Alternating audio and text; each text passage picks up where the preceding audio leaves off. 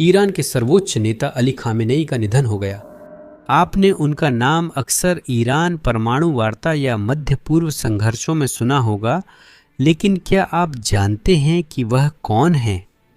उस नाम के पीछे आधुनिक भू राजनीति की सबसे शक्तिशाली हस्तियों में से एक थे। 30 से भी ज्यादा वर्षों से खामेनेई ने ईरान पर शासन किया है, सिर्फ एक राजनीतिक नेता के रूप में नहीं, बल्कि एक सर्वोच्च नेता के रूप में, जो गहरी धार्मिक सत्ता को पूर्ण राजनीतिक नियंत्रण के साथ जोड़ते हैं। वास्तव में उनके पास कार्यकारी, विधायी और न्यायिक शाखाओं के साथ साथ सेना और मीडिया पर भी पूर्ण नियंत्रण था। साथ ही ईरान की परमाणु महत्वाकांक्षाओं, प्रॉक्सी मिलिशियाओं के समर्थन और अमेरिका से तनावपूर्ण संबंधों पर भी उनका सर्वोच्च अधिकार था। ये सब उन्हीं से जुड़ा है। लेकिन असली सवाल यह है, खामेनेई इतने महत्वपूर्ण क्यों थे, खासकर अमेरिका के लिए? एक ऐसे व्यक्ति की मौत जो शायद ही कभी सार्वजनिक रूप से दिखाई दिया हो, ने पूरी दुनिया में इतना तनाव क्यों पैदा कर दिया है? अमेरिका ने कई दशकों तक इस दिवंगत व्यक्ति को दुनिया के सबसे खतरनाक लोगों में से एक क्यों माना है? यहाँ तक कि चीन के बाद उसे अमेरिका का सबसे बड़ा विदेशी दुश्मन भी कहा है। इसका जवाब एक सपने से शुरू होता है और 2 शब्दों पर खत्म होता है, परमाणु हथियार। हम कुछ समय से भू राजनीतिक विषयों पर रिपोर्टिंग कर रहे हैं और ऐसे संवेदनशील मुद्दों के साथ एक बात स्पष्ट है, हमारी पहुंच कम हो जाती है और जानकारी दबा दी जाती है। यह एक लगातार लड़ाई है, क्योंकि एल्गोरिदम में बॉट्स हमें दबाते हैं ताकि आपको असली खबरों से वंचित रखा जा सके। आप हमारी मदद कर सकते हैं हमारे वीडियो को लाइक करके और उन्हें अपने समुदाय के साथ साझा करके। ठीक है, अब काफी हो गया, आज के वीडियो में चलते हैं। दशकों से खामेनी ने ईरान का परमाणु कार्यक्रम बढ़ाया है, जो अमेरिका और सहयोगियों से विवाद का कारण है। उनकी रणनीति लंबी बाजी खेलना। वे ईरान की परमाणु क्षमताएं बढ़ाते रहे, पर दावा किया कि उन्हें हथियार नहीं चाहिए। लेकिन खामेनी की महत्वाकांक्षाएं सिर्फ परमाणु शक्ति तक नहीं थीं। उनकी एक बड़ी सोच थी जिसमें ईरान पूरे मध्य पूर्व पर हावी हो। और उन्होंने ये कैसे किया? सीधे युद्धों के जरिए नहीं, बल्कि प्रॉक्सी समूहों के माध्यम से। उन्होंने लेबनान में हिजबुल्लाह, यमन में हूती और इराक सीरिया में मिलिशिया का समर्थन किया। अमेरिका जब भी क्षेत्र स्थिर करना चाहता है, उसे ईरान समर्थित ताकतों का सामना करना पड़ता है। आप ईरान और अमेरिका के बारे में चाहे जो भी सोचते हों, इस समीकरण को समझना थोड़ा कठिन हो सकता है। लेकिन अगर आप वाकई समझना चाहते हैं कि ईरान ऐसा बर्ताव क्यों करता है, वह पश्चिमी दबाव का विरोध क्यों करता है और अमेरिकी हितों को चुनौती देने वाले समूहों का समर्थन करता है, तो इसकी वजहें जाननी होंगी। इसलिए वीडियो को अंत तक देखें, क्योंकि हम दिवंगत खामेनेई के बारे में विस्तार से बताएंगे और कैसे लगभग 9 करोड़ लोगों वाले देश की दिशा लंबे समय तक सिर्फ इसी एक व्यक्ति के हाथों में थी। लेकिन इस व्यक्ति के प्रभाव को समझने के लिए आपको ईरान का अतीत जानना होगा और देखना होगा कि कैसे उस अतीत ने खामेनेई की पूरी विचारधारा को आकार दिया। चलिए उस मंजर पर चलते हैं। तारीख है 19 अप्रैल 1939 है, ईरान के उत्तर पूर्वी हिस्से के प्राचीन शहर मशहद में। यह शिया इस्लाम के सबसे पवित्र शहरों में से एक है, जहां इस्लामी आध्यात्मिकता गहराई से महसूस होती है। और यहीं एक तंग साधारण घर में सैयद अली हुसैनी खामेनेई नामक एक लड़के का जन्म होता है। अब बात यह है, ऊपरी तौर पर खामेनेई का परिवार किसी भी आम परिवार जैसा ही लगता है, शायद गरीब भी। लेकिन यह बच्चा दुनिया के सबसे ताकतवर लोगों में से एक बनेगा। वह इन साधारण शुरुआतों से उठकर ईरान के इस्लामिक रिपब्लिक के सर्वोच्च नेता के रूप में नेतृत्व करेगा। यहीं से बात दिलचस्प होती है।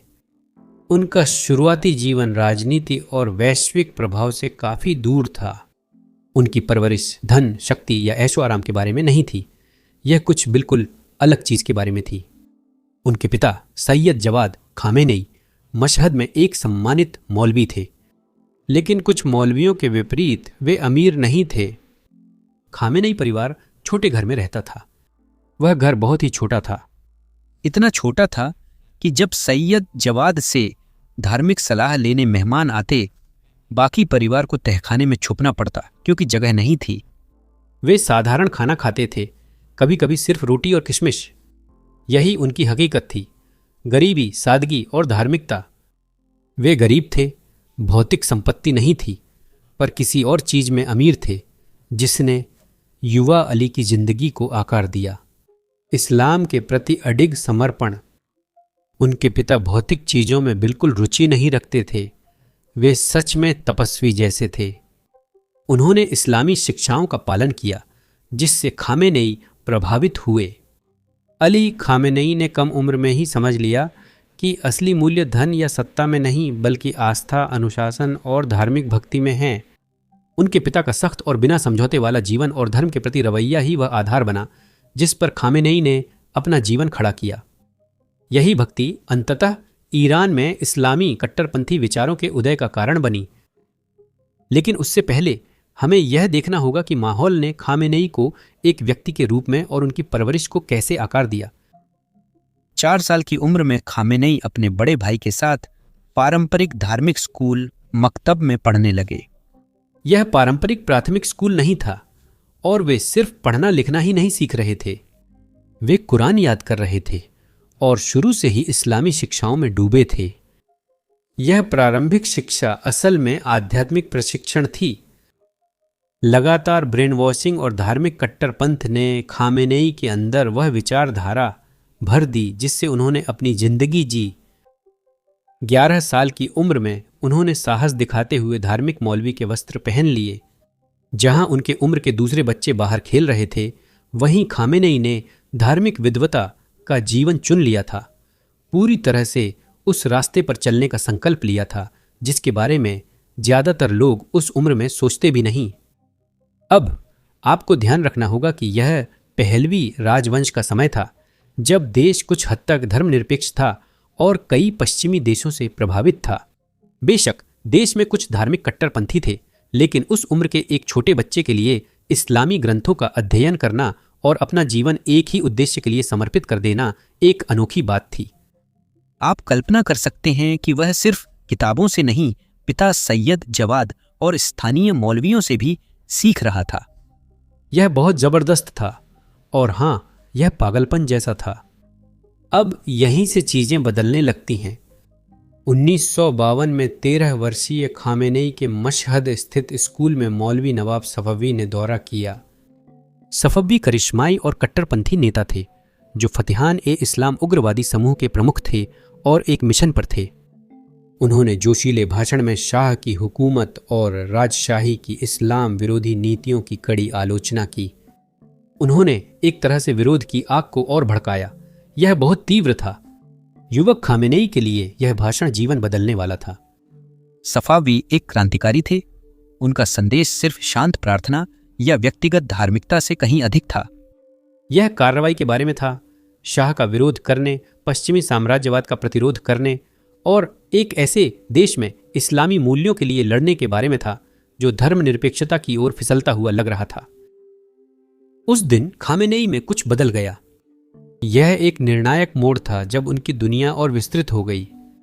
उन्हें लगा कि उनका जीवन उद्देश्य सिर्फ कक्षा या मस्जिद नहीं, बल्कि राजनीतिक क्षेत्र में इस्लाम की रक्षा करना है। वह ईरान और मध्य पूर्व में बदलाव की क्रांति लाने को दृढ़ संकल्पित थे और वह गद्दार शाह को गिराने और उस फिसलन भरी सीढ़ी पर चढ़ने के लिए पूरी तरह से दृढ़ थे जो आगे चलकर इस्लामी ईरान बनेगा। आप कह सकते हैं कि सफवी की कट्टरता ने खामेनेई के युवा मन में क्रांति के बीज बोए और वे बीज यहीं से और बढ़ेंगे। कुछ साल आगे बढ़ें तो खामेनेई अपनी शिक्षा के अगले अध्याय के लिए तैयार थे। वे कहूम गए जो ईरान में शिया धार्मिक विद्वता का केंद्र है। अगर आप ईरान में एक मौलवी बनने के लिए गंभीर हैं तो कहूम ही वह जगह है जहां आप जाते हैं। यही इसका केंद्र है। और खामेनी, वो वहां थे सीखने के लिए, शिया इस्लाम के सबसे महान विद्वानों से ज्ञान प्राप्त करने के लिए। कहूम में खामेनी ने कुछ दिग्गजों से पढ़ाई की। वहां आयतुल्लाह हुसैन बोरुजर्दी थे जो अपने गहरे फिक़्ह यानी इस्लामी न्याय शास्त्र के ज्ञान के लिए सम्मानित विद्वान माने जाते थे। बोरुजर्दी के अधीन खामेनी ने सीखा कि इस्लामी कानून को असली जिंदगी की परिस्थितियों में कैसे लागू किया जाए, सदियों पुराने धार्मिक ग्रंथों की व्याख्या कैसे की जाए और उन्हें आधुनिक जीवन के लिए प्रासंगिक कैसे बनाया जाए। लेकिन बोरुजर्दी मानते थे कि मौलवियों को राजनीति से दूर रहकर धार्मिक जीवन पर ध्यान देना चाहिए। यहीं खामेनी और बोरुजर्दी में मतभेद थे। फिर भी खामेनी ने उनकी बात मानी और उनका सम्मान किया। आखिरकार खामेनी का मानना था कि राजनीति इस्लाम और राष्ट्र की रक्षा के लिए है। इसके बाद आयतुल्लाह रूहुल्लाह खोमैनी ने खामेनी की जिंदगी पर और गहरा असर डाला। खोमैनी पहले धर्मगुरु थे, बाद में 1979 की ईरानी क्रांति में अहम भूमिका निभाई। इस पर चर्चा हम आगे वीडियो में करेंगे। सबसे पहले बस इतना समझ लीजिए कि खोमैनी एक अलग तरह के धर्मगुरु थे। वो हाशिए पर रहकर संतुष्ट नहीं रहते थे। खोमैनी के अनुसार इस्लाम सिर्फ व्यक्तिगत आस्था नहीं बल्कि एक राजनीतिक व्यवस्था और समाज संचालन का तरीका है, और उनके पास इस बारे में क्रांतिकारी विचार थे कि धर्मगुरुओं को कैसे नेतृत्व करना चाहिए। उनकी क्रांतिकारी अवधारणाओं में विलायत ए फकीह शामिल थी, जिसमें कहा गया कि अचूक इमाम की अनुपस्थिति में इस्लामी न्यायविद को लोगों की ओर से शासन करना चाहिए और इस्लामी कानून का पालन सुनिश्चित करना चाहिए। यह इस्लामी राज्य का खाका था, जिसमें धर्मगुरुओं के पास वास्तविक राजनीतिक शक्ति थी। खामेनी ने अच्छे छात्रों की तरह सब कुछ अच्छी तरह आत्मसात किया। खोमैनी का संदेश उन पर खास असर डाल गया। ईरान में शाह का धर्मनिरपेक्ष पश्चिम समर्थक शासन था, जबकि खोमैनी कहते थे कि नेतृत्व इस्लाम के हाथ में होना चाहिए। खामेनी खोमैनी की सोच से काफी प्रभावित हुए। शाह का शासन जो पश्चिमी शक्तियों से जुड़ा था, खोमैनी को भ्रष्ट लगता था। ईरान को नैतिक पतन से बचाने का एकमात्र तरीका इस्लामी सरकार था। 1950 के दशक के अंत तक खोमैनी ने सिर्फ धार्मिक छात्र का करियर छोड़ा। इसके बजाय वह एक क्रांतिकारी बन गए। कोम पीरकी में बिताए समय ने उनकी यह धारणा मजबूत की कि मौलवियों का कर्तव्य है नेतृत्व करना, विरोध करना और वर्तमान व्यवस्था को चुनौती देना। उन्होंने समझा कि इस्लामी कानून और दर्शन शास्त्र का अध्ययन सिर्फ ज्ञान के लिए नहीं बल्कि एक पेशे से कहीं बढ़कर है। वह कहीं अधिक महत्वपूर्ण काम के लिए तैयारी कर रहे थे, पहलवी राजशाही को हटाकर इस्लामी गणराज्य स्थापित करना। पिता के आग्रह पर उनका ईरान लौटना अधिक अध्ययन के लिए था, लेकिन अब उनका ध्यान धार्मिक नेतृत्व के राजनीतिक प्रभावों पर था। इससे खोमैनी की पश्चिमी प्रभाव से नफरत बढ़ी और उन्होंने इस्लामी मूल्यों का समर्थन तेज किया। और खोमैनी जल्द ही जानने वाले थे क्रांति का समय आ गया था। इससे पहले कि क्रांति की वही आग वीडियो में बेकाबू हो जाए, आइए एक कदम पीछे चलते हैं और 20वीं सदी के मध्य में ईरान को देखते हैं। देखिए, 1950 और 60 के दशक में ईरान एक चौराहे पर खड़ा था। शाह मोहम्मद रजा पहलवी, जो पश्चिमी ताकतों खासकर संयुक्त राज्य अमेरिका और ब्रिटेन के महत्वपूर्ण समर्थन से सत्ता में आए थे, देश को तेजी से आधुनिक बनाने के लिए दृढ़ संकल्पित थे। आधुनिकीकरण की यह सोच 1963 में शुरू की गई श्वेत क्रांति के रूप में सामने आई। शाह ईरान को आधुनिक और धर्मनिरपेक्ष राष्ट्र राज्य बनाना चाहते थे, जैसे तुर्की में अतातुर्क ने किया था। इस कार्यक्रम की कुंजी व्यापक सुधार थे, जिनका उद्देश्य ईरान की अर्थव्यवस्था और समाज का आधुनिकीकरण करना था। श्वेत क्रांति में 6 मुख्य बिंदु थे। जमींदार वर्ग को कमजोर करने के लिए भूमि पुनर्वितरण, महिलाओं को मताधिकार, वनों का राष्ट्रीयकरण, उद्योगों के मुनाफे में श्रमिकों की हिस्सेदारी, राज्य उद्यमों का निजीकरण और धर्मनिरपेक्ष शिक्षा का प्रोत्साहन। कागज पर ये सुधार प्रगति जैसे दिखते थे, ईरान को आधुनिक दुनिया में लाने का तरीका, लेकिन आबादी के एक बड़े हिस्से के लिए, खासकर धार्मिक मौलवियों के लिए, यह किसी विश्वासघात से कम नहीं था। शाह के सुधारों को समृद्धि की ओर कदम नहीं बल्कि ईरान के इस्लामी मूल्यों और पहचान पर एक व्यापक हमला माना गया। इससे खोमैनी नाराज हो गए। तो उसी साल जून में खोमैनी उनके साथ खड़े हुए और शाह के खिलाफ उनका विरोध सीधा लेकिन गहरा था। शाह के सुधार गलत थे, वे ईरान की इस्लामी पहचान और स्वतंत्रता के लिए अस्तित्वगत खतरा थे। खोमैनी ने तर्क दिया कि शाह न केवल अपने लोगों से कट चुके हैं, बल्कि वे विदेशी शक्तियों, खासकर संयुक्त राज्य अमेरिका और ब्रिटेन की कठपुतली बन गए हैं। इस भाषण ने ईरान में सनसनी फैलाई और खोमैनी की गिरफ्तारी का कारण बना। खोमैनी की गिरफ्तारी के बाद देश भर में विरोध प्रदर्शन शुरू हुए और सभी वर्गों ने उनकी रिहाई की मांग की। शाह सरकार उसे चुप कराने के लिए पूरी तरह दृढ़ थी। एक निर्णायक कदम में खोमैनी को पहले तुर्की फिर इराक का निर्वासित किया गया।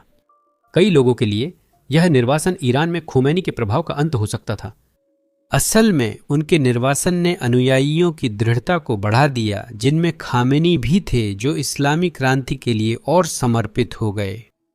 लेकिन खामेनी ने इसमें एक अवसर भी देखा, और वह अवसर खोमैनी की अनुपस्थिति में छुपा था। धार्मिक विरोधियों के नेतृत्व में खालीपन आ गया। खामेनी ने शाह के खिलाफ प्रतिरोध की पहल कर वह खालीपन भर दिया। इसलिए खामेनी भूमिगत आंदोलन के प्रमुख बन गए और उनके विचारों को जीवित रखने का प्रयास कर रहे थे। उन्होंने गुप्त गतिविधियों और गुप्त बैठकों का आयोजन करना शुरू किया और साथ ही शाह की कुख्यात गुप्त पुलिस सवाक की निगाहों से बचते रहे। खामेनी के प्रतिरोध में शामिल होने से वे सवाक की नज़र में आ गए। शाह की गुप्त पुलिस अपनी निर्दयता के लिए कुख्यात थी। वे असहमति दबाने के लिए निगरानी, डराने और यातना का उपयोग करते थे। 1963 में खोमैनी को पहली बार तब गिरफ्तार किया गया जब उन्होंने आयतुल्लाह, मिलानी और मशहद को शाह के सुधारों का विरोध करने का संदेश पहुंचाया। यह खोमैनी और सावाक के लंबे खतरनाक रिश्ते की शुरुआत थी। अगले दशक में उन्हें 6 बार और गिरफ्तार किया गया। हर गिरफ्तारी और गंभीर होती गई। सावाक ने उनका हौसला तोड़ने को और क्रूर तरीके अपनाए। उन्होंने लंबे समय तक एकांत कारावास, लगातार पूछताछ और शारीरिक यातना झेली, लेकिन इससे उनका हौसला नहीं टूटा। असल में इससे उनका संकल्प और मजबूत हुआ। रिहाई के बाद उन्होंने भूमिगत आंदोलनों को संगठित करना जारी रखा और धार्मिक विपक्ष के भीतर उनका प्रभाव बढ़ने लगा। खोमैनी के तुर्की और इराक के नजफ में निर्वासन के दौरान भी उन्होंने उन्हें नहीं भुलाया। खामेनी और उनके कट्टरपंथी साथियों के प्रयासों के कारण खोमैनी के विचार पूरे ईरान में फैलते रहे। यह सब गुप्त नेटवर्क, मस्जिदों और धार्मिक स्कूलों से संभव हुआ। लेकिन खोमैनी की सभी रचनाओं और कार्यों में से जो सबसे अलग थी और जो ईरान के भविष्य को आकार देने में महत्वपूर्ण भूमिका निभाने वाली थी, वह थी वेलायत ए फकीह के सिद्धांत, यानी न्यायविद की संरक्षकता। वेलायत ए फकीह एक क्रांतिकारी विचार था, जिसमें कहा गया था कि एक इस्लामी न्यायविद को केवल धार्मिक मामलों का मार्गदर्शन ही नहीं करना चाहिए, बल्कि राजनीतिक मामलों में भी अंतिम अधिकार उसी के पास होना चाहिए।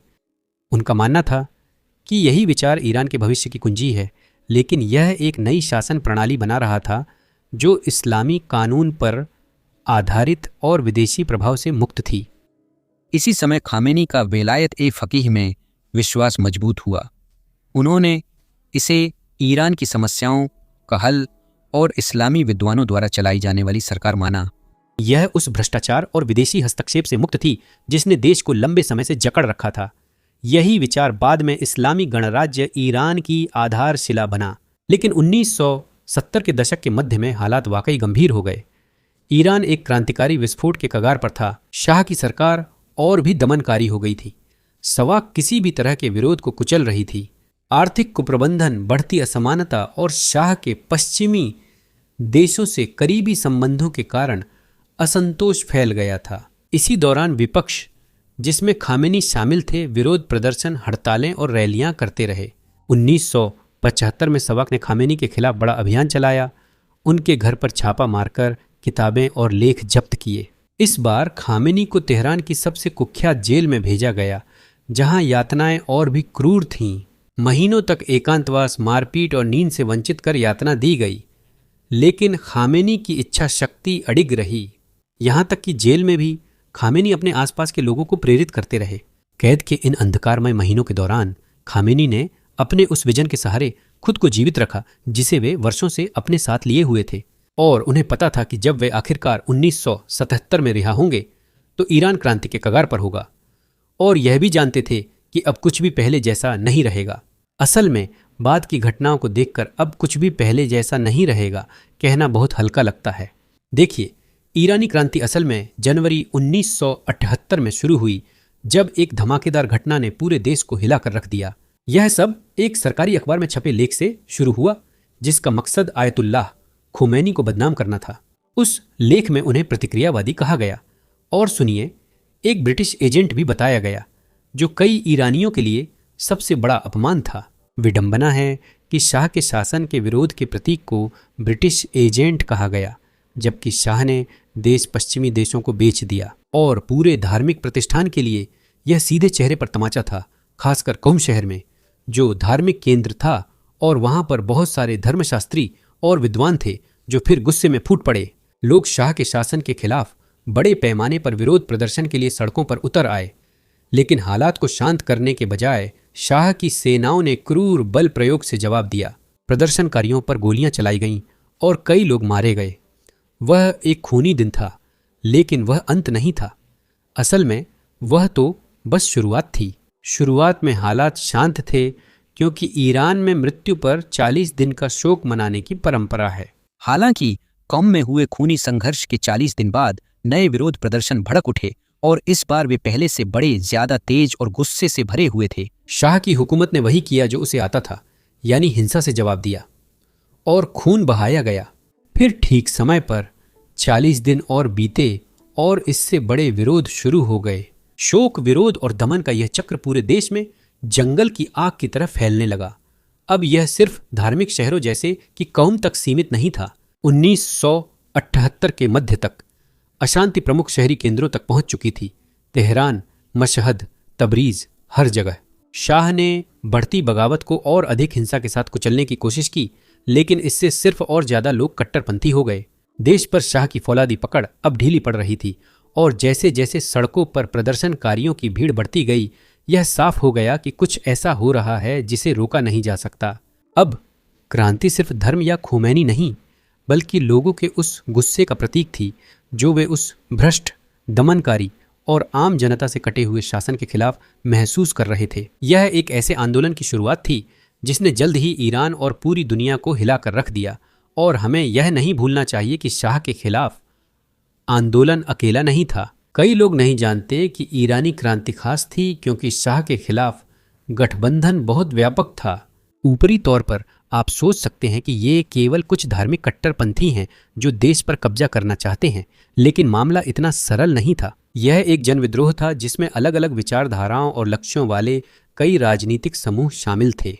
वहाँ धर्मनिरपेक्ष राष्ट्रवादी थे जो लोकतांत्रिक ईरान चाहते थे, साथ ही वामपंथी गुट जैसे मार्क्सवादी फदाई और मुजाहिदीन ए खलक एमई के समाजवादी क्रांति की मांग कर रहे थे। अयतुल्ला खुमैनी के नेतृत्व में इस्लामी आंदोलन भी था। विचारधारात्मक भिन्नताओं के बावजूद सभी समूह शाह के विरोध में एकजुट थे। हर गुट को शाह के हटने के बाद सत्ता की उम्मीद थी, लेकिन खोमैनी के पास विलायत ए फकीह के रूप में क्रांति के बाद के राज्य का स्पष्ट दृष्टिकोण था। 1978 के अंत तक ईरान अराजकता की स्थिति में था। तेल कर्मचारियों की हड़तालों ने देश के मुख्य उद्योग को पंगु कर दिया, जबकि लाखों लोगों के विशाल विरोध प्रदर्शनों ने तेहरान व अन्य बड़े शहरों की सड़कों को भर दिया। शाह ने विपक्ष को शांत करने के लिए सुधारों की पेशकश की, जैसे प्रधानमंत्री को हटाना और राजनीतिक स्वतंत्रता का वादा, लेकिन ये प्रयास नाकाफी और बहुत देर से थे। शोक का समय खत्म हो गया था।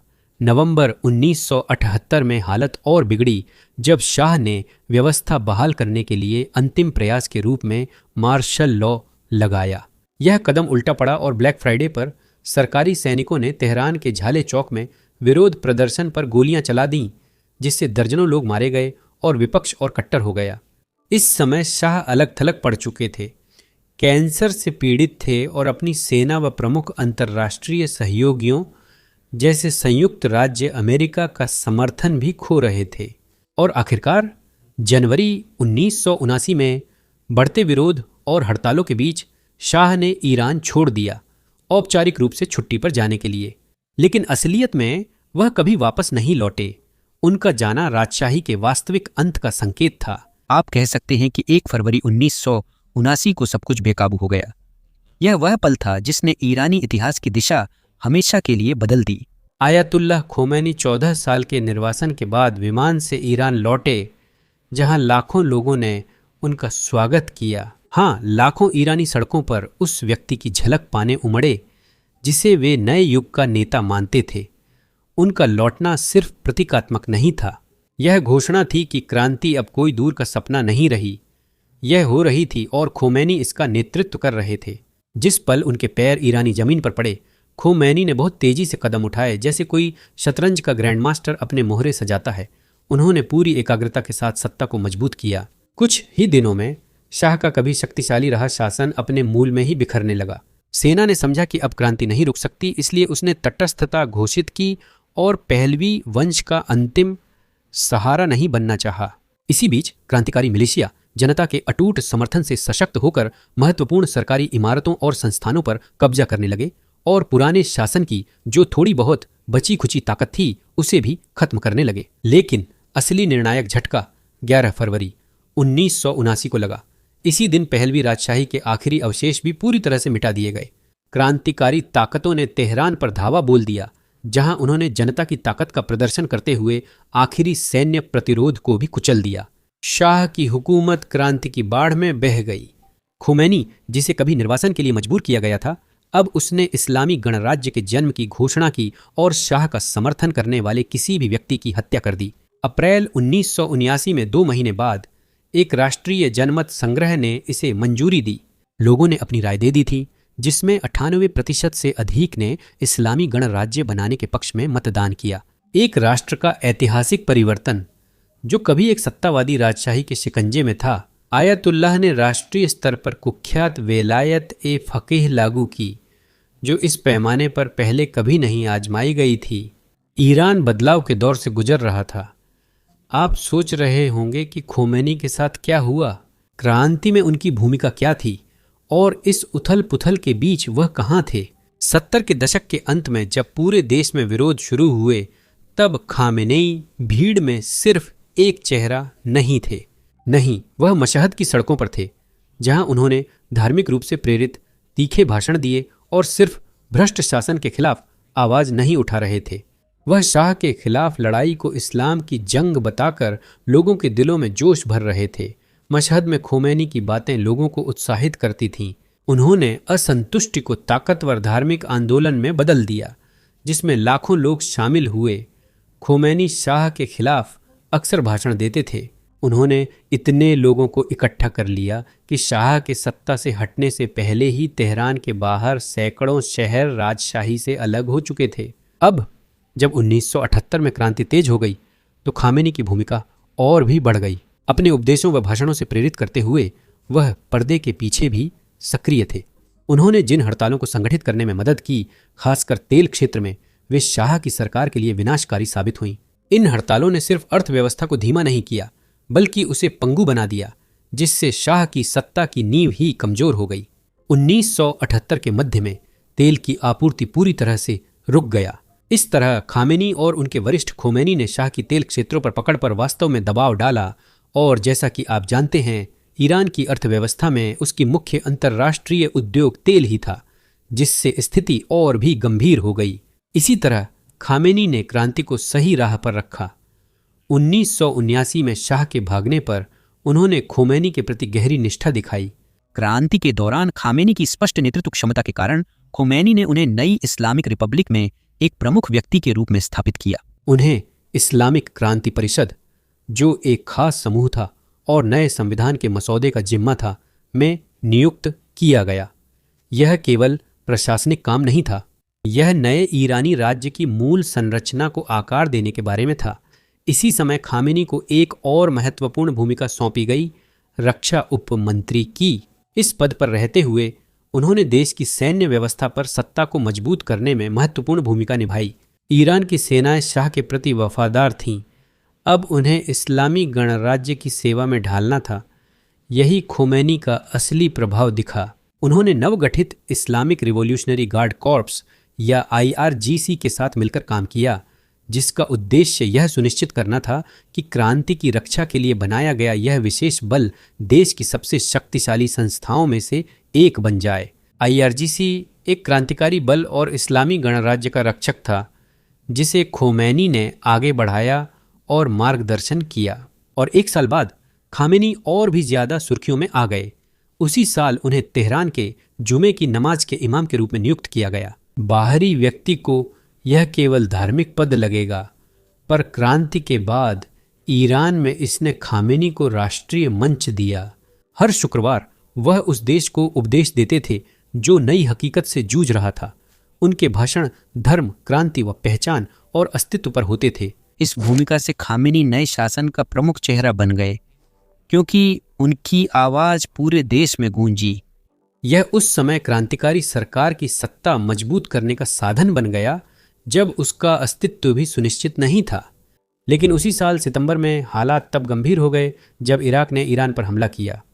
ईरान इराक युद्ध क्षेत्रीय सीमा विवादों पर हुआ सैन्य संघर्ष था जिसे इस्लामी गणराज्य ने अपने अस्तित्व के लिए खतरा समझा। और एक बार फिर खामेनी पीछे नहीं हटे। वे ईरान की रक्षा के प्रयासों में गहराई से शामिल हो गए। खामेनी अक्सर मोर्चे पर जाकर सैन्य कमांडरों को सलाह देते थे। उनकी मौजूदगी सिर्फ प्रतीकात्मक नहीं, रणनीतिक भी थी, क्योंकि वे IRGC और अन्य बलों को सीमा की रक्षा के लिए तैयार रखने में जुटे रहे। लेकिन जब खामेनी बाहर दुश्मनों से लड़ रहे थे तब वे घर में भी खतरे झेल रहे थे। जून 1981 में उनकी जान लगभग चली गई थी। तेहरान की अबूजर मस्जिद में भाषण के दौरान उनके पास बम फटा। इस हमले को विपक्षी समूह MIK ने अंजाम दिया था, जिससे खामेनी गंभीर रूप से घायल हो गए थे। उनका दायां हाथ स्थायी रूप से क्षतिग्रस्त हुआ, जिससे वे उसका इस्तेमाल नहीं कर सके।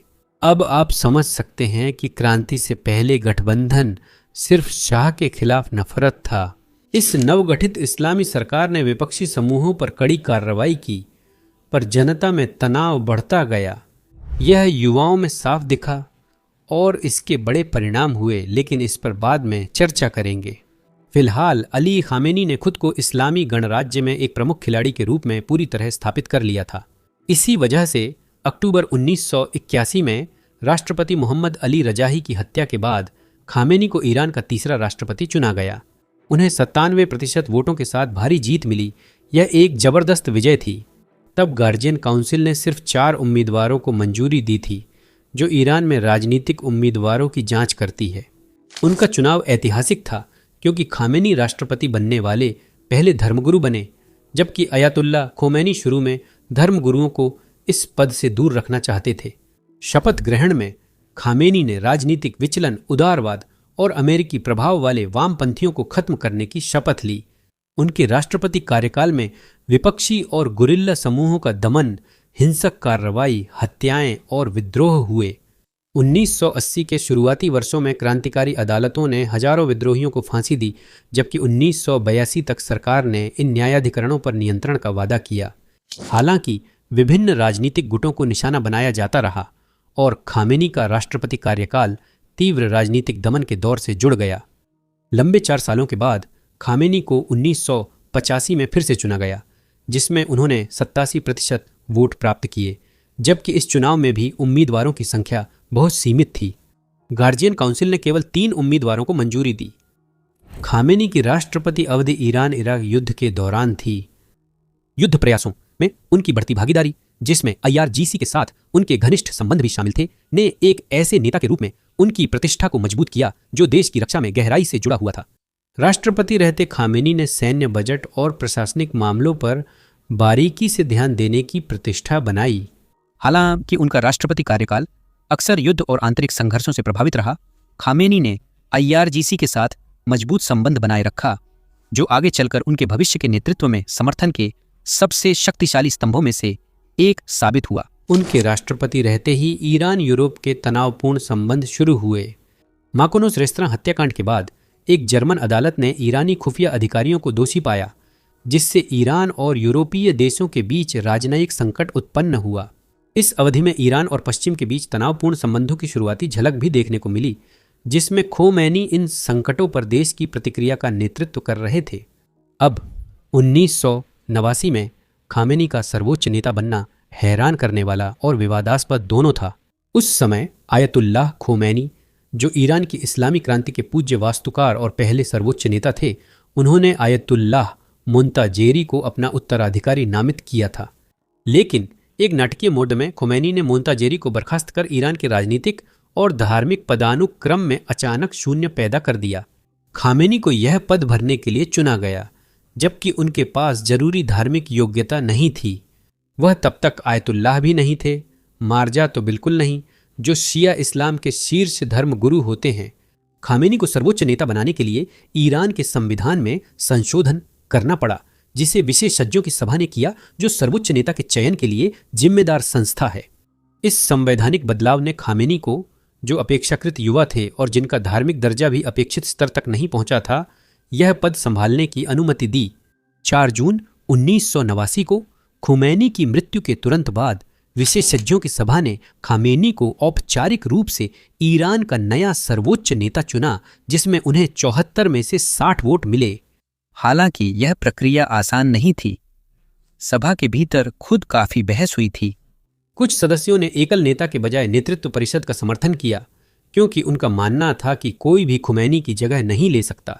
इस सामूहिक नेतृत्व मॉडल को सत्ता का विकेंद्रीकरण करने और क्रांति के बाद के ईरान की जटिलताओं को संभालने के एक तरीके के रूप में देखा गया, लेकिन अंत में इस प्रस्ताव को खारिज कर दिया गया और खामेनी की नियुक्ति को प्राथमिकता दी गई।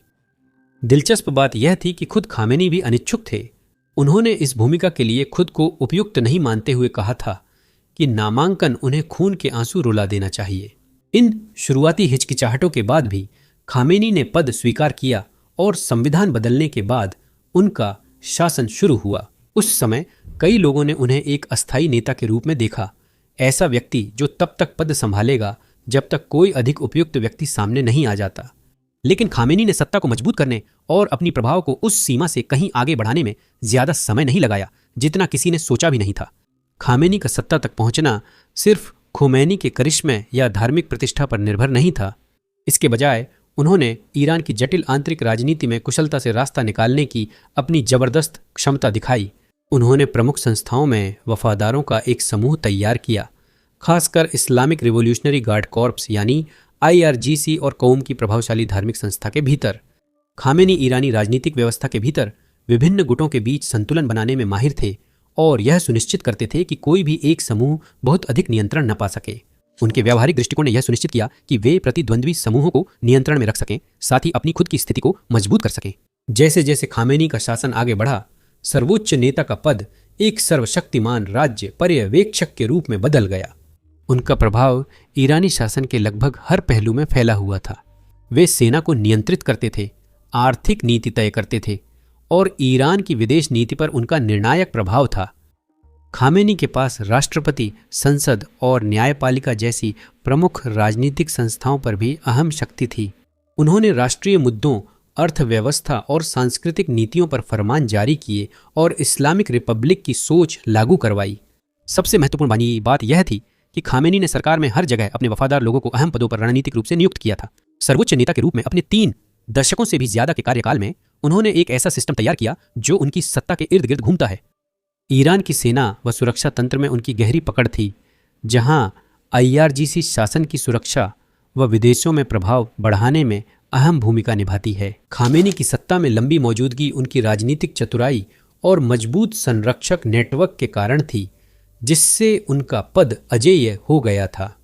खुमैनी की क्रांतिकारी आभा की कमी के बावजूद खामेनी ने दिखाया कि ईरान में असली ताकत करिश्मे से नहीं, नियंत्रण से मिलती है। खामेनी के अधीन धर्मशासित शासन की यह मिश्रित व्यवस्था भले ही देखने में गणतांत्रिक तत्वों को शामिल करती हो, लेकिन यह पूरी तरह से धार्मिक शासन में ही जमी हुई थी। यह मजबूत आधार दशकों तक उनके लिए फायदेमंद रहा। 1989 से सर्वोच्च नेता रहे खामेनी ने लगभग पूर्ण अधिकार के साथ शासन किया, जहां व्यवस्था दिखने में लोकतांत्रिक लेकिन असल में धार्मिक शासन के कठोर ढांचे में है।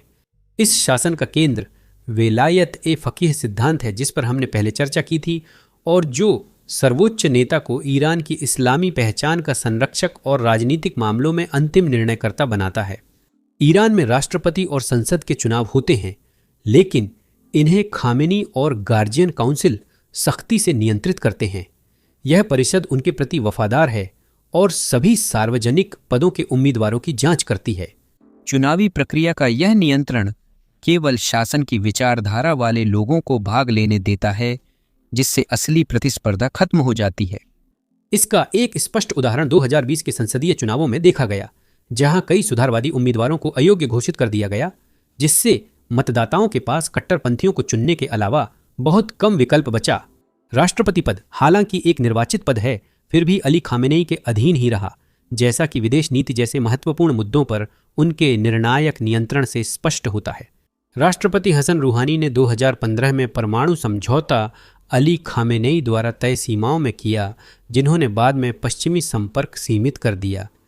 अली खामेनेई की पश्चिमी प्रभाव, विशेषकर अमेरिका के प्रति गहरे संदेह ने ईरान के निर्वाचित अधिकारियों की नीतियों को प्रभावित किया। अली खामेनेई का नेतृत्व सत्तावादी था और उनका प्रभाव सरकार, सेना व न्यायपालिका तक फैला था। उन्होंने अपने वफादारों को अहम पद दिए जो उनकी रूढ़िवादी इस्लामी व्याख्या का समर्थन करते थे, जिससे धार्मिक सिद्धांत शासन में गहराई से जुड़े रहे। अली खामेनेई के प्रभाव में न्यायपालिका ने इस्लामी कानून लागू कर राजनीतिक असहमति रखने वालों को कड़ी सजाएं दी। यह 2009 के ग्रीन मूवमेंट में दिखा, जब लाखों ईरानियों ने राष्ट्रपति महमूद अहमदीनेजाद के विवादित पुनः चुनाव का विरोध किया। अली खामेनेई के आदेश पर सरकार ने बर्बर कार्रवाई की, प्रदर्शनकारियों को गिरफ्तार कर सड़कों पर पीटा और विपक्षी नेताओं को नज़रबंद कर दिया, जहां वे आज भी हैं।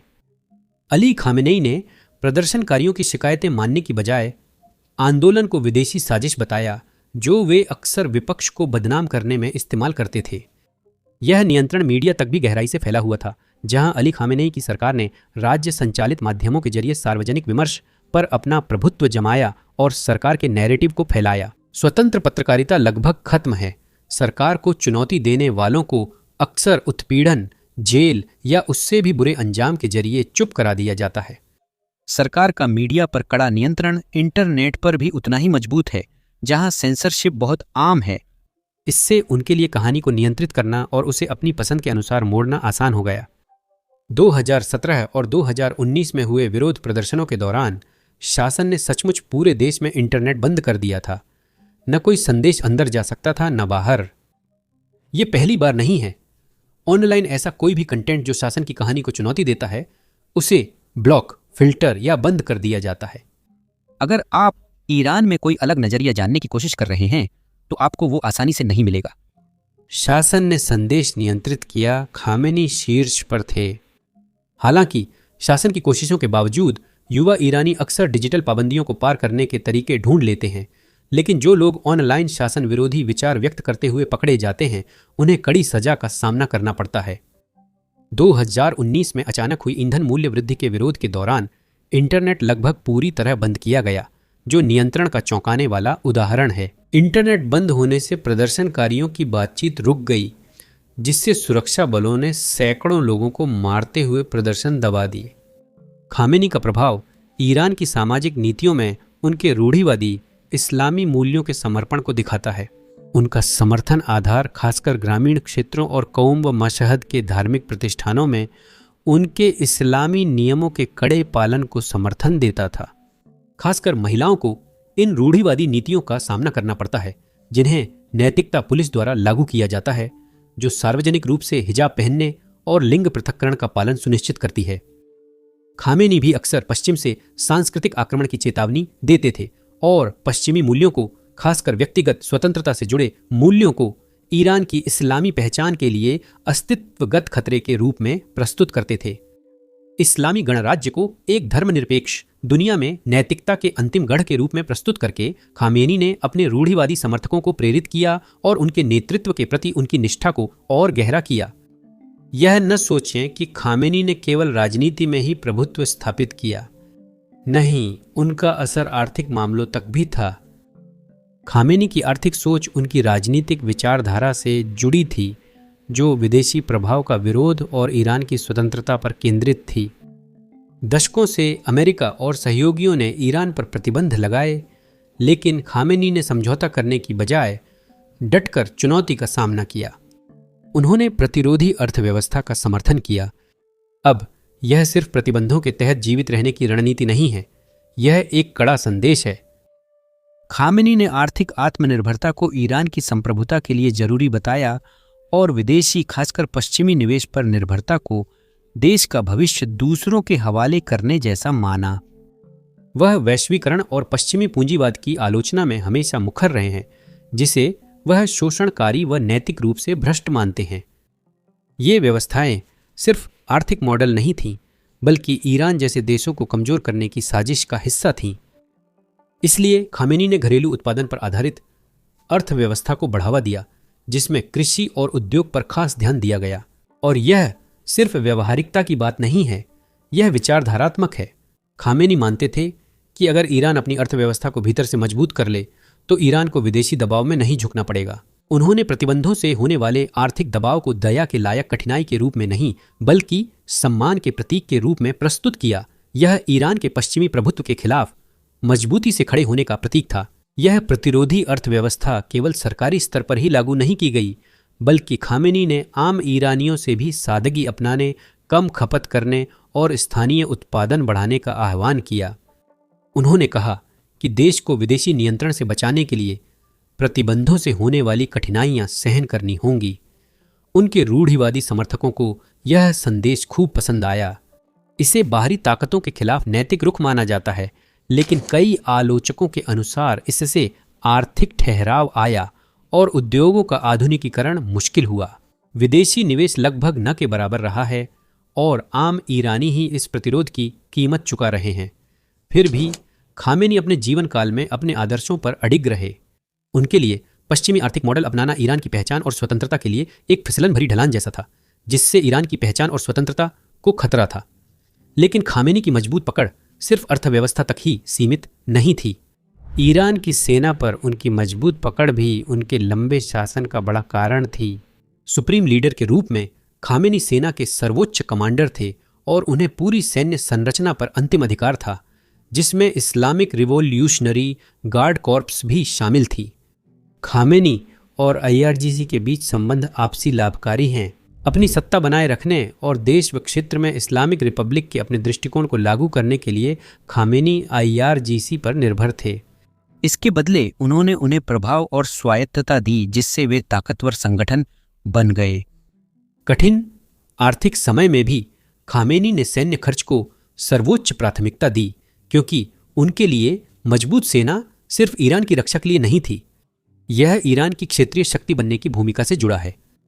खामेनी के नेतृत्व में ईरान ने अपने मिसाइल कार्यक्रम और अन्य सैन्य क्षमताओं में संसाधन झोंक दिए, जिससे उसे पूरे मध्य पूर्व में अपना प्रभाव दिखाने की ताकत मिली। यह खामेनी की रणनीति का हिस्सा है, जिसमें हिजबुल्लाह, लेबनान के प्रॉक्सी समूहों और इराक सीरिया की मिलिशिया का समर्थन पश्चिमी और सऊदी प्रभाव के खिलाफ शामिल है। यह सैन्य रणनीति सीधे उनकी आर्थिक विचारधारा से जुड़ी हुई थी। खामेनी मानते थे कि ईरान की अर्थव्यवस्था और सैन्य शक्ति दोनों को पश्चिम से स्वतंत्र और आत्मनिर्भर होना चाहिए, ताकि संप्रभुता की रक्षा हो सके और प्रभाव बढ़ सके।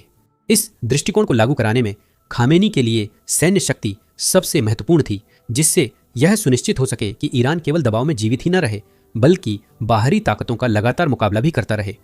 आर्थिक प्रतिरोध और सैन्य शक्ति के इस संयोजन के जरिए खामेनी ने दशकों तक अपनी सत्ता पर पकड़ बनाए रखी। खामेनी ने ईरान की स्वतंत्रता और क्षेत्रीय प्रभाव के लिए आर्थिक व सैन्य ताकत पर जोर दिया, लेकिन उनकी घरेलू नीतियां नागरिक स्वतंत्रता और मानवाधिकारों के दमन से जुड़ी रहीं। सत्तावादी रवैया उनके देश पर नियंत्रण बनाए रखने का तरीका था, क्योंकि खामेनी ने व्यक्तिगत स्वतंत्रताओं से ज्यादा इस्लामी क्रांति के अस्तित्व को प्राथमिकता दी। खामेनी के शासन का सबसे अहम और चिंताजनक पहलू है कि उन्होंने ईरान में नागरिक स्वतंत्रताओं और मानवाधिकारों के साथ कैसा व्यवहार किया। अब अगर आप उनके नेतृत्व शैली को देखें तो वह पूरी तरह से सत्ता पर मजबूत पकड़ बनाए रखने और इस्लामी क्रांति की रक्षा की कहानी को आगे बढ़ाने पर केंद्रित थी। इसके लिए उन्होंने सेंसरशिप, दमन और निगरानी का सहारा लिया। ईरान में आम लोगों, खासकर महिलाओं, अल्पसंख्यकों या सरकार विरोधियों के लिए खामेनी के शासन में जिंदगी बहुत घुटन भरी थी। उदाहरण के लिए कुर्द और बहाई लोगों को ही ले लीजिए। खामेनी की सरकार ने इन समूहों पर लगातार सख्ती की। कुर्द समुदाय वर्षों से अधिक स्वायत्तता चाहता है, लेकिन हर बार उन्हें तुरंत और कई बार क्रूर प्रतिक्रिया मिली। बहाई लोग असल में दशकों से उन्हें कठिनाइयों का सामना करना पड़ा। खामेनी सरकार ने उन्हें विधर्मी माना, और यह सिर्फ एक नाम नहीं था, यह असली व्यवस्थित भेदभाव में बदल जाता है। उन्हें उच्च शिक्षा, नौकरी के अवसरों और यहाँ तक कि अपनी धार्मिक आस्था का स्वतंत्र रूप से पालन करने से भी रोका जाता है। जब हम खामेनी सरकार के व्यवहार की बात करते हैं तो अल्पसंख्यक चर्चा के केंद्र में होते हैं, और यह यहीं नहीं रुकता। राजनीतिक असहमति बिल्कुल भी बर्दाश्त नहीं की जाती। 2009 के ग्रीन मूवमेंट को याद कीजिए। लाखों ईरानी सड़कों पर उतर आए क्योंकि उन्हें लगा कि चुनाव में धांधली हुई है। शासन ने इसका जवाब ताकत से दिया। प्रदर्शनकारियों को पीटा गया, जेल भेजा गया और कुछ को फांसी दी गई। खामेनी ने इसे ईरान को अस्थिर करने की विदेशी साजिश बताया। असल में यह उनकी सत्ता को चुनौती देने वाली आवाज़ों को दबाने के लिए था, जो उनके हाल ही में समाप्त हुए शासनकाल में बार बार देखा गया है। असहमति शासन के लिए खतरा है और इसका जवाब दमन से दिया जाता है। अन्य क्षेत्रों के साथ खामेनी ने ईरान के युवाओं को आकार देने में भी अहम भूमिका निभाई है। सत्ता संभालते ही उन्होंने शिक्षा पर नियंत्रण का महत्व समझ लिया। ईरान के स्कूल सिर्फ पढ़ाई नहीं, इस्लामी क्रांति के मूल्य भी सिखाते हैं। पाठ्यक्रम में धार्मिक अध्ययन और शासन के प्रति वफादारी जोड़ी गई है। अब विश्वविद्यालय, जो कभी बौद्धिक बहस के केंद्र थे, सख्त नियंत्रण वाले माहौल बन गए हैं। सुधारवादी प्रोफेसरों को बाहर कर दिया गया है।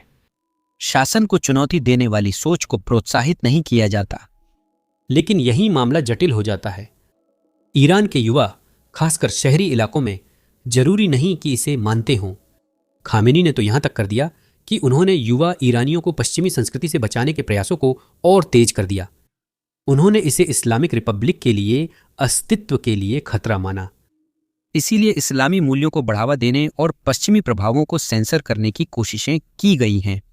अब दुनिया जुड़ी है और युवा ईरानी अपने देश के बाहर की घटनाओं से अच्छी तरह वाकिफ हैं। वे व्यक्तिगत स्वतंत्रता की कमी, आर्थिक संघर्षों और लगातार उस विचारधारा के दबाव से परेशान होते जा रहे हैं जो उनकी हकीकतों से अब दूर लगने लगी है। उनकी मौत के साथ ही युवाओं के पास उन जंजीरों को तोड़ने का मौका भी आया है जिन्होंने उन्हें कैद कर रखा था, और वे अपनी परिकल्पना के आज़ाद ईरान के लिए लड़ सकते हैं जो उनकी उम्मीदों को दर्शाता है। इसी संदर्भ में कहा जा सकता है कि खामेनी द्वारा ईरान के युवाओं पर शिक्षा के जरिए नियंत्रण उनकी विदेश नीति में बदलाव दर्शाता है, जिसमें वैचारिक कठोरता और व्यावहारिक समायोजन दोनों शामिल हैं ताकि आंतरिक स्थिरता और क्षेत्रीय प्रभाव बने रहें। उन्होंने एक ऐसे क्षेत्र को विरासत में पाया जो पहले से ही संकट के कगार पर था, और एक ऐसे देश को संभाला जिसने अभी अभी इराक के साथ 8 साल की जंग में मुश्किल से अपना अस्तित्व बचाया था। ईरान अभी भी सदमे में था और दुनिया बारीकी से देख रही थी कि यह नया इस्लामी गणराज्य किस तरह की ताकत बनकर उभरेगा। खामेनी के नेतृत्व में ईरान की विदेश नीति ने क्रांतिकारी जोश छोड़कर अधिक व्यावहारिक रुख अपनाया, लेकिन अपने मूल वैचारिक लक्ष्यों से नहीं भटका। तो देखिए यह सब कैसे हुआ। 1979 की इस्लामी क्रांति के ठीक बाद ईरान पूरी तरह से अपने क्रांतिकारी संदेश को दूर दूर तक फैलाने में लगा हुआ था। खोमैनी चाहते थे कि दूसरे इस्लामी देश राजशाही या तानाशाही हटाकर इस्लामी राज्य बनाएं। नारा था ना पूरब ना पश्चिम, सिर्फ इस्लामी गणराज्य, और यही उस समय के रवैये को पूरी तरह दर्शाता था। पर जब खामेनी ने बागडोर संभाली तब साफ हुआ कि क्रांति हर मोर्चे पर वैचारिक लड़ाई नहीं लड़ सकती थी। ईरान इराक युद्ध ने देश को तबाह कर दिया था और खामेनी ने समझ लिया कि ईरान को बचाने के लिए कदम सोच समझकर उठाने होंगे। जहां क्रांतिकारी भावना बनी रही, वहीं खामेनी ने देश की विदेश नीति को अधिक व्यावहारिक और सतर्क बनाया। अब ध्यान ईरान के राष्ट्रीय हितों की रक्षा पर था, लेकिन विचारधारा को भूले बिना। इस परिवर्तन का अच्छा उदाहरण ईरान दबे कुचलों का समर्थन और अपनी क्रांतिकारी विचारधारा जारी रखते हुए अब उन देशों से भी समझौते करने लगा जिन्हें पहले दुश्मन मानता था। ईरान हमेशा पश्चिम का विरोध करता रहा, लेकिन उसने कभी अपनी सुरक्षा या अर्थव्यवस्था को खतरे में नहीं डाला। संयुक्त राज्य अमेरिका पर खामेनी कभी अपने रुख से नहीं डिगे। उनके अनुसार अमेरिका पश्चिमी साम्राज्यवाद की बुराइयों का प्रतीक था और उनकी विदेश नीति अमेरिकी प्रभाव के विरोध पर आधारित थी। उन्होंने अमेरिका को ईरान का मुख्य दुश्मन कहा और उनके शासन में अमेरिकी मंशाओं पर लगातार अविश्वास रहा। ईरान के क्षेत्रीय शक्ति बनने पर खामेनी की अमेरिका विरोधी बयानबाजी और तेज हो गई। उन्होंने अमेरिका को बार बार बड़ा शैतान कहा, जो उनकी सोच दर्शाता था। यह अविश्वास 2003 में अमेरिका द्वारा इराक पर आक्रमण जैसी घटनाओं के दौरान पूरी तरह से स्पष्ट हो गया। हालांकि इराक और ईरान ने 80 के दशक में एक भीषण युद्ध लड़ा था, खामेनी ने अमेरिकी आक्रमण को क्षेत्र के लिए सकारात्मक नहीं बल्कि ईरान के लिए सीधा खतरा माना। उनके लिए यह इराक में लोकतंत्र के बारे में नहीं था, बल्कि अमेरिका द्वारा ईरान पर संभावित हमले की तैयारी करना था। और फिर 2015 का परमाणु समझौता आया, जिसे संयुक्त व्यापक कार्य योजना या JCPOA कहा जाता है। यह खामेनी के लिए एक महत्वपूर्ण क्षण था। अमेरिका पर संदेह के बावजूद उन्होंने ईरान के परमाणु कार्यक्रम सीमित कर कठोर प्रतिबंध हटाने के लिए पश्चिमी देशों से वार्ता का समर्थन किया। हम इस परमाणु कार्यक्रम और अमेरिका के साथ हुए समझौते पर विस्तार से बाद में चर्चा करेंगे, लेकिन अभी के लिए आपको यह समझना चाहिए कि खामेनी ने अपनी पूरी जिंदगी अमेरिकियों पर कभी भरोसा नहीं किया। क्षेत्रीय स्तर पर खामेनी की रणनीति हमेशा शिया आंदोलनों का समर्थन करने और ईरान के प्रभाव को बढ़ाने के लिए प्रॉक्सी बलों का उपयोग करने की रही है। उदाहरण के लिए हिजबुल्लाह को ही ले लीजिए। ईरान का इस समूह को समर्थन 80 के दशक में शुरू हुआ और तभी से बढ़ता गया। खामेनी ने हिजबुल्लाह को इसराइल का विरोध और अमेरिका की क्षेत्रीय ताकत कम करने के लिए जरूरी सहयोगी माना। ईरान के समर्थन से हिजबुल्लाह लेबनान में सैन्य ताकत के साथ साथ अहम राजनीतिक खिलाड़ी बना और ईरान को इस क्षेत्र में प्रभाव मिला। फिलिस्तीन में हमास इसका एक उदाहरण है। सुन्नी होने पर भी हमास को ईरान का समर्थन मिला, जिससे साबित होता है कि खामेनी का नजरिया पूरी तरह सांप्रदायिक नहीं था। यह सिर्फ इतना ही नहीं था, बल्कि इसमें इजराइल का सामना करना और क्षेत्र में अमेरिका समर्थित ताकतों का विरोध करना भी शामिल था। खामेनी के नेतृत्व में ईरान ने मध्य पूर्व में सीरिया, इराक और यमन तक प्रॉक्सी संघर्षों में खुद को उलझा लिया। इराक में खासकर सद्दाम हुसैन के पतन के बाद खामेनी ने अपना प्रभाव जमाने के लिए शिया मिलिशिया का उपयोग किया। इन समूहों के जरिए ईरान ने इराकी नीतियों को अपने पक्ष में किया और तेहरान की पकड़ मजबूत हुई। यमन के गृह युद्ध में खामेनी के नेतृत्व में ईरान ने सऊदी अरब के खिलाफ प्रॉक्सी युद्ध में हूती विद्रोहियों का समर्थन किया। खामेनी के लिए क्षेत्र की सुन्नी शक्तियों, खासकर सऊदी अरब से संबंध गहरे अविश्वास और प्रतिद्वंद्विता वाले थे। हाँ, शिया सुन्नी विभाजन एक बड़ा कारण है, लेकिन यह भी सवाल है कि मध्य पूर्व पर किसका दबदबा रहेगा। खामेनी के लिए अमेरिका से करीबी रिश्तों और सुन्नी दुनिया के नेतृत्व के कारण सऊदी अरब ईरान की महत्वाकांक्षाओं का स्वाभाविक प्रतिद्वंद्वी है। अमेरिकी प्रतिबंध और पश्चिमी दबाव के चलते खामेनी ने रूस और चीन जैसी गैर पश्चिमी शक्तियों का रुख किया। इस बीच चीन ईरान का मुख्य आर्थिक साझेदार बन गया है। अमेरिकी प्रतिबंधों के कारण ईरान की अर्थव्यवस्था पर दबाव बढ़ने के साथ खामेनी ने बीजिंग के साथ और घनिष्ठ संबंध बनाने की सक्रियता से कोशिश की, जिसके परिणाम स्वरूप 25 साल की रणनीतिक सहयोग संधि हुई, जिसमें ईरान के ऊर्जा क्षेत्र में चीनी निवेश का वादा किया गया।